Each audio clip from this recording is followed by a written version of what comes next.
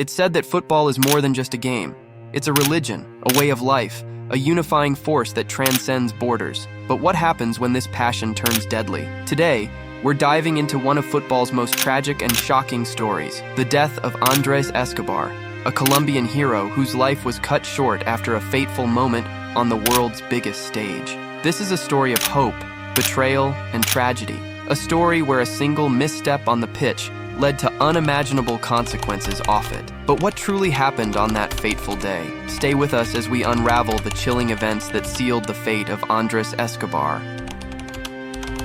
Born in Medellín, Colombia, on March 13, 1967, Andrés Escobar was destined to shine. From a young age, it was clear that Andrés had a special talent. He wasn't just skilled, he was graceful. His peers nicknamed him El Caballero del Fútbol, the gentleman of football, a title that would follow him throughout his life. By his early 20s, Andrés was a star. He became the cornerstone of Atlético Nacional's defense, helping the club win the prestigious Copa Libertadores in 1989. A first for any Colombian team. But Andrés wasn't just a great player. He was a symbol of hope in a nation struggling with its dark side. At that time, Colombia was a nation in turmoil. The drug cartels, led by figures like Pablo Escobar, had turned the country into a war zone. But amidst the chaos, football gave Colombians something to believe in, a sense of pride, and at the heart of it all was Andrés. Little did anyone know that the stage being set for glory would soon turn into a stage for tragedy. The early 1990s saw Colombian football reach new heights. In 1993, they made history by defeating Argentina 5-0 in Buenos Aires, a victory that sent shockwaves through the footballing world. Analysts declared Colombia one of the favorites for the 1994 World Cup. Some even compared them to Brazil's legendary teams. With stars like Carlos Valderrama, Faustino Asprilla, and Andrés Escobar, this team was expected to bring glory not just to their country but to themselves. But behind the scenes, the pressure was mounting. Football in Colombia wasn't just a sport. It was tied to politics, pride, and power. And with the cartels heavily invested in the team's success, failure was not an option.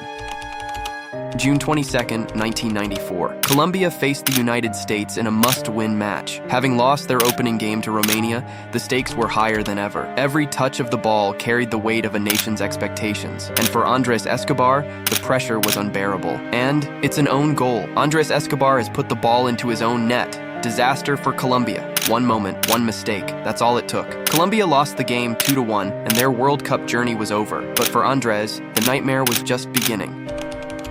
For most players, an own goal would be a bad memory, a painful moment to learn from. But in Colombia, where football and violence intertwined, it became something much darker. The blame for the loss quickly turned toward Andrés Escobar.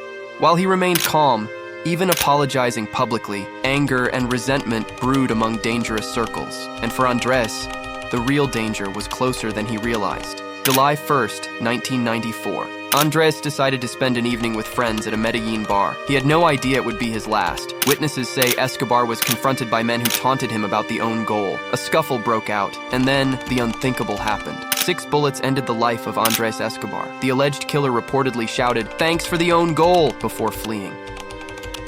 The murder of Andrés Escobar shocked the world. Thousands attended his funeral, grieving not just the man, but what his death represented, the loss of innocence in the beautiful game. For Colombia, Andrés became a martyr, a symbol of the need to separate football from the violence that had consumed the nation. His death inspired movements for peace, and his story continues to remind us of the dark cost of misplaced passion. Andrés Escobar's legacy lives on, not in the mistake that haunted him, but in the hope he carried, a hope that one day, football could truly be just a game. Let Andrés Escobar's story remind us of what truly matters, not the victories or defeats, but the humanity behind the game.